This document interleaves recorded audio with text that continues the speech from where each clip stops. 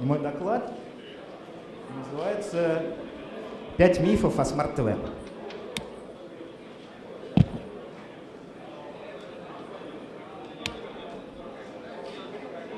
Вот, пожалуй, самый главный миф, то, что телевизоры никто не покупает. Мол, мы уже там 5-10 лет не смотрим телевизор, кому он нужен, зомбоящик и так далее.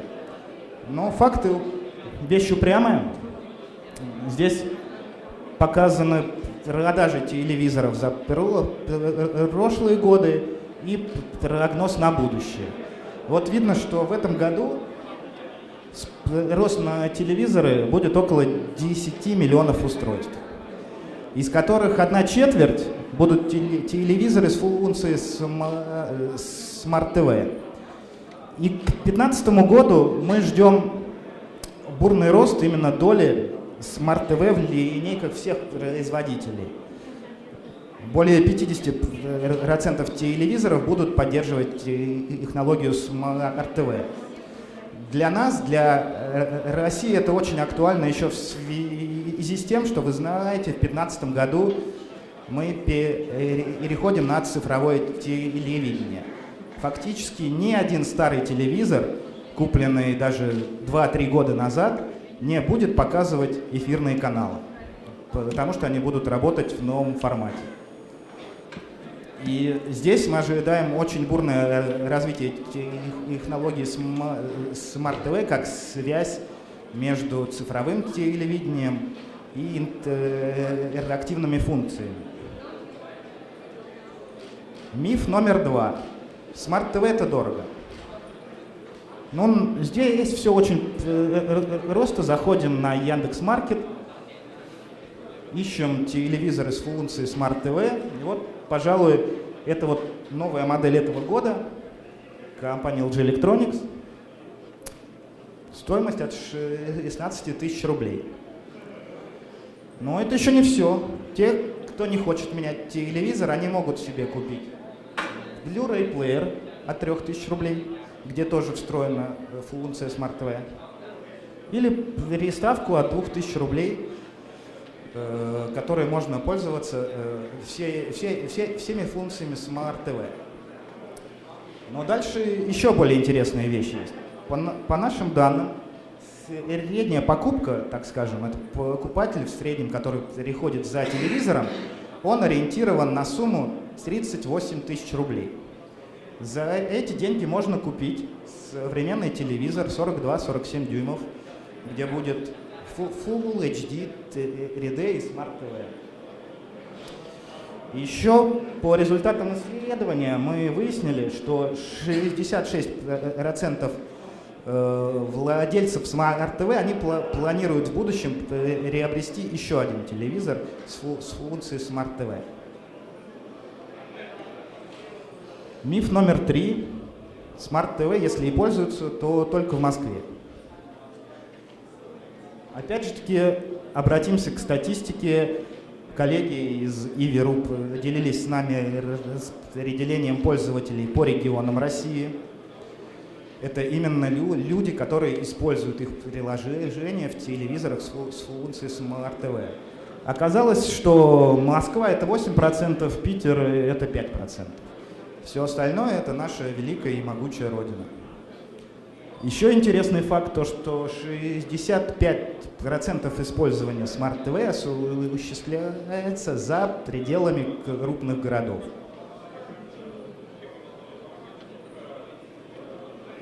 Некоторые думают, что Smart TV никто не использует, а оно никому не нужно. Однако, по данным компании TNS, доля пользователей Smart TV в интернете уже около 5%. Но эти данные майские, я думаю, что сейчас уже больше стало. По нашим измерениям, 10% владельцев Smart TV не смотрят эфир в телевизионный прайм-тайм. Они в это время используют другие функции телевизора. И опять же таки, по нашим данным, в среднем в России пользователь 4 часа в неделю проводит в интерфейсе Smart TV. Смотрит фильмы, это 2 полноценных фильма можно посмотреть в неделю за это время. Играет в игры, пользуется браузером и так далее. Ну и самый главный миф, что в России никто не платит за контент. Здесь я тоже могу поделиться с вами некоторыми данными. К сожалению, я не могу показать абсолютные цифры, но поверьте мне на слово, они очень приятные, как для нас, для компании LG Electronics, так и для наших партнеров, которые продают контент через наши телевизоры. Вот это распределение продаж за год у одного видеосервиса. Видно, что за год доход от продажи контента вырос больше, чем в 6 раз. И еще один свежий пример. Не так давно у нас запустилось приложение с платным контентом. И вот за неделю, с первого дня пошли продажи контента, за неделю выручка увеличилась очень сильно. Ну вот в целом про Smart TV, про мифы о Smart TV все. Теперь я расскажу, почему именно LG. Почему не все Smart TV одинаково полезны, так скажем. Ну, конечно же, вы знаете, что LG это один из лидеров рынка электроники, один из лидеров Smart TV технологий. В России мы первые запустили локальные приложения для наших телевизоров. Мы первые пришли к крупным партнерам. С нами работают и ведущие телеканалы, и все крупнейшие видеосервисы. У LG есть свои уникальные технологии, аналогов которых нет у других производителей. Мне особо хотелось бы выделить наш пульт управления в виде мышки. Вы можете на нашем стенде им воспользоваться и попробовать, что это очень удобно для управления и телеканалами, и приложениями, и контентом. И также еще функция распознавания голоса. Это не голосовое управление, как у некоторых производителей, это именно полноценное распознавание голоса, как есть в Android, как есть в продуктах Apple. То есть можно вводить большие тексты, можно переписываться, можно даже целые письма можно диктовать. И только у нас для разработчиков приложений есть возможности монетизации, встроенные возможности монетизации. Это возможность сделать платное приложение, за установку которого пользователь будет платить, либо это платежи внутри приложения. Если у вас есть контент, который вы хотите продавать, вы можете подключиться к нашей платежной системе, и все платежи будут автоматически взиматься с пользователя. Что касается разработки еще, то тут мне хотелось бы отметить, что сделать приложение для Smart TV просто, потому что используются обычные веб-технологии. Это HTML, JavaScript, можно использовать HTML5, либо Flash. LG предоставляет доступ к большому количеству API, среди которых хотелось бы отметить это и распознавание голоса, и управление телеканалами, API для создания second screen приложений, ну и, конечно, биллинг и реклама. У нас есть поддержка здесь, в России, есть разработчики, инженеры, которые помогут, объяснят, подскажут, что нужно сделать, и также проведут тестирование ваших приложений. Вы знаете, что разработчики техники, они в основном находятся в других странах, это не очень удобно, но у нас есть своя локальная служба поддержки. И еще хотелось бы отметить то, что LG Electronics входит в Smart TV Альянс, к которому присоединились и другие производители Smart TV, это Toshiba, Philips, Panasonic, Vestel. Если сделать приложение согласно стандартам этого альянса, то оно будет работать и на других телевизорах тоже. Ну и наконец, почему LG? Потому что мы уже в третий раз объявляем о конкурсе для разработчиков приложений. Ну, мы подробнее еще о нем расскажем на нашей панели. А сейчас я хотел бы предоставить слово нашему гостю из штаб-квартиры LG Electronics из Сеула, господину Kaywon Choi.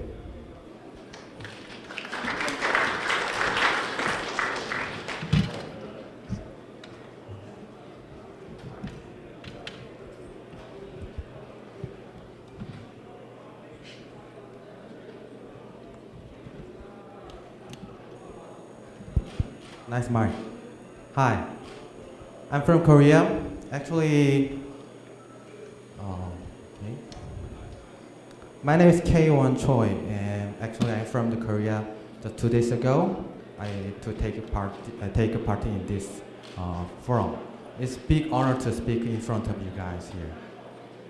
Actually, I'm a technical evangelist and also documentation writers, technical writer for LG Smart TV. So I'm not sure. I know a lot of things. I don't know. I don't know a lot of things. But I try to tell you as I know a lot. So today I want to speak. I want to introduce how to develop the application for Smart TV with LG Smart TV. Oh. I forgot this one. Thank you. Okay, I'll start.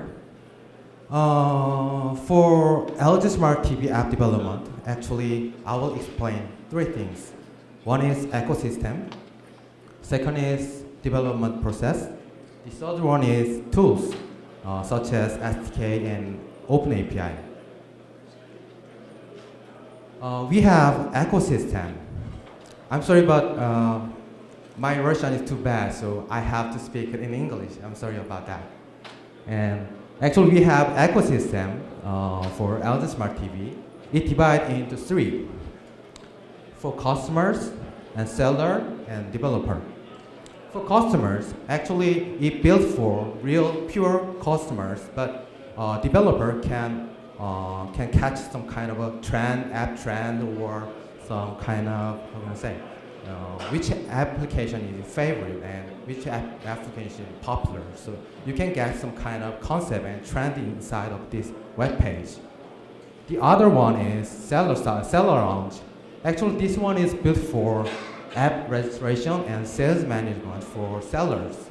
Anyone can be a seller who wants to sell your application on the LG Smart TV. And the other one, last one is, I think most of you guys have interesting about this part, developer side. You can get some SDK. SDK is kind of software development kit. It controls whole thing about the coding or debugging something. And also you can download the documentation from here, and some kind of discussions can be here. And okay, sometimes you have kind of problem or question, you can ask inside the forum, so maybe you can get some answer within 3 days. But I'm not sure that. So please don't forget the website.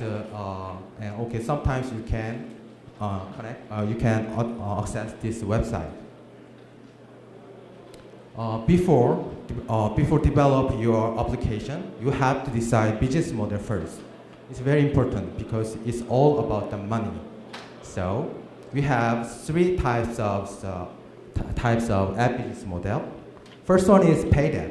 Maybe you saw this before, sometimes on the mobile app market. It's very similar. You have your customer have to pay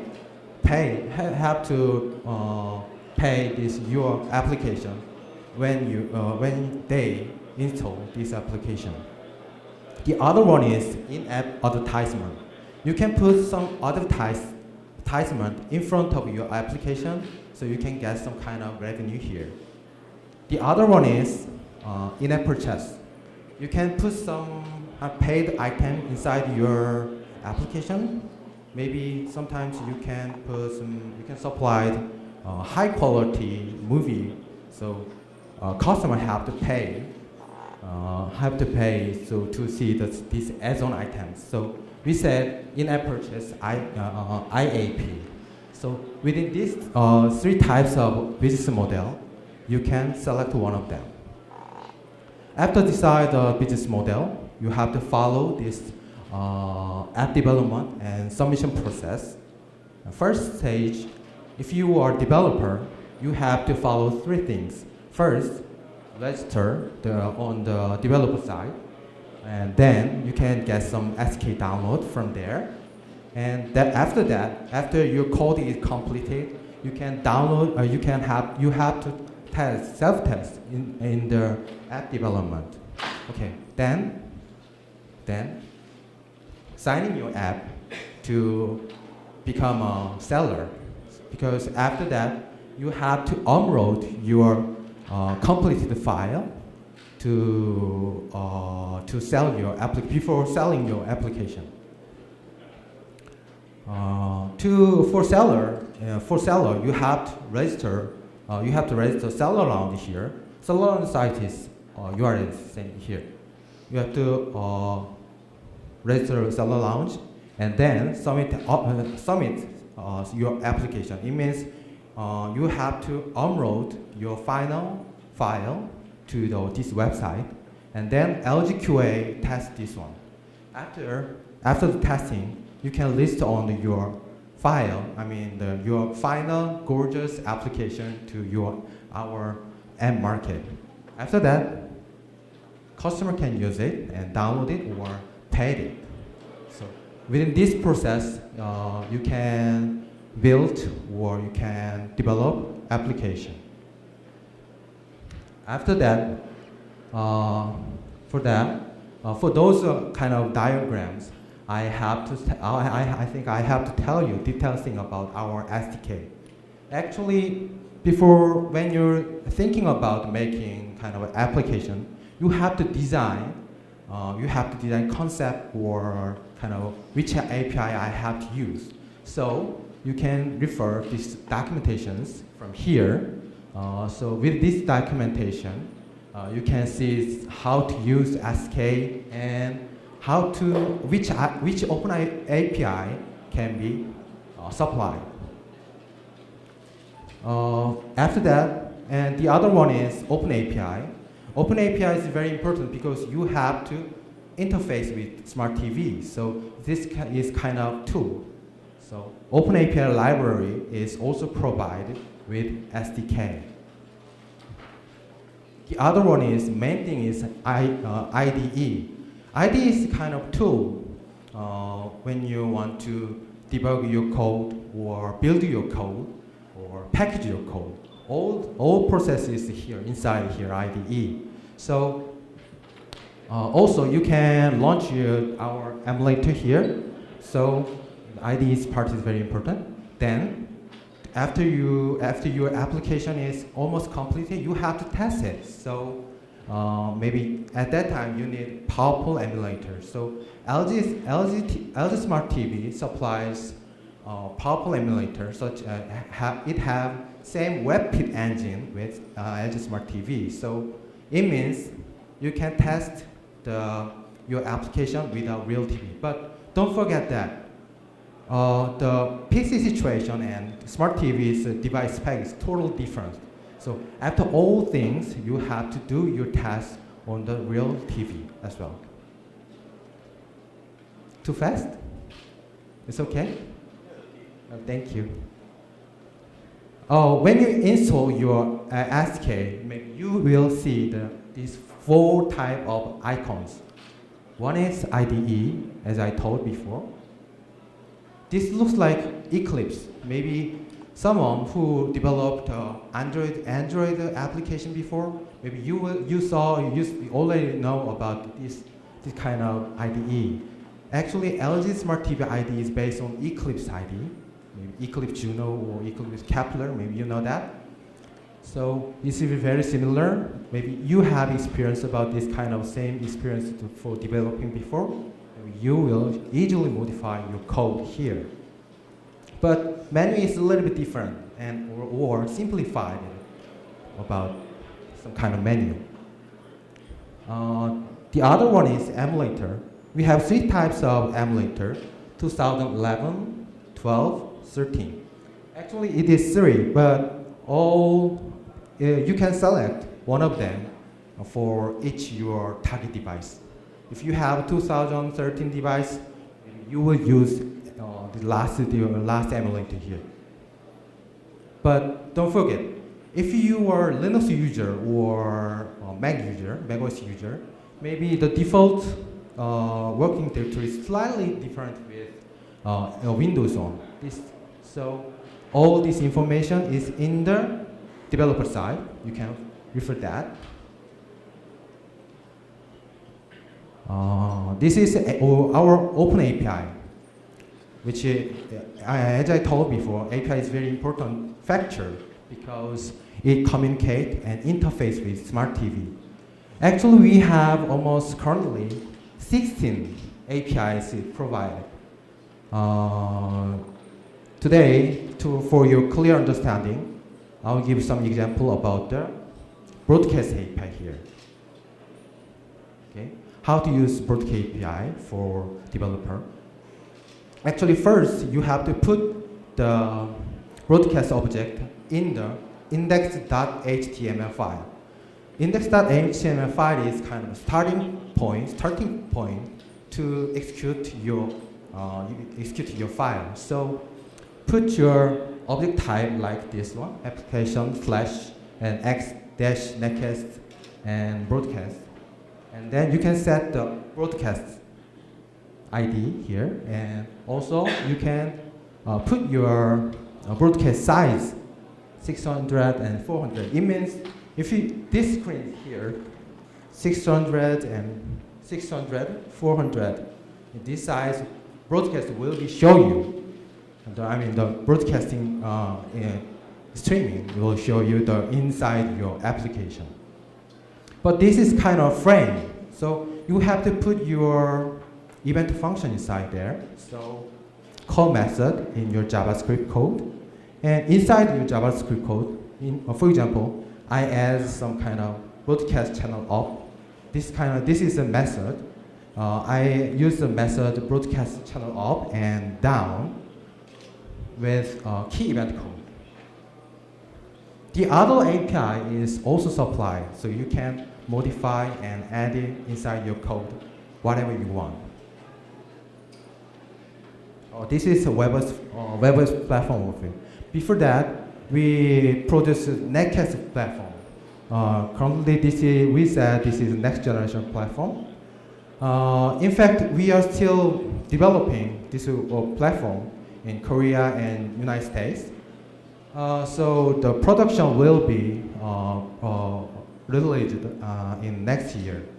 So this with this web-based platform, TV device and SK and website for you guys will be released in next year. And in detail, this web-based platform supports annual web app framework. We said annual web app framework, and it's based on HTML and CSS and JavaScript. So maybe you can modify, or you can use kind of UI, UX interface with those tools. And also, if you want to control the component, device component, middleware component, maybe you can use node.js. It means we applied a lot of open source inside this web platform. So it helps you it helps a lot of developer to give you much easier environment to develop your application. One more thing. if you you want to use a native language such as C and C++, we also supplies native developed kit, NDK, we said. But now you cannot see now. Next year maybe you will meet that.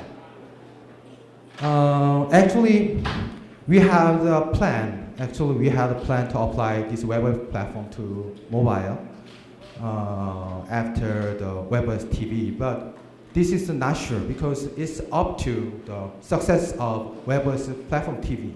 So it's all is depend on you guys. I mean, your developers to help us, and we need your help and your powerful ability and your beautiful expertise to boom up our WebOS TV. Also, next platform TV is also produced next year as well. So you don't need to worry about the whole legacy things. Okay, this is the end of my presentation, and I hope you will be a VIP expert developer in someday, and I hope we will meet again. And thank you so much, and spasiba.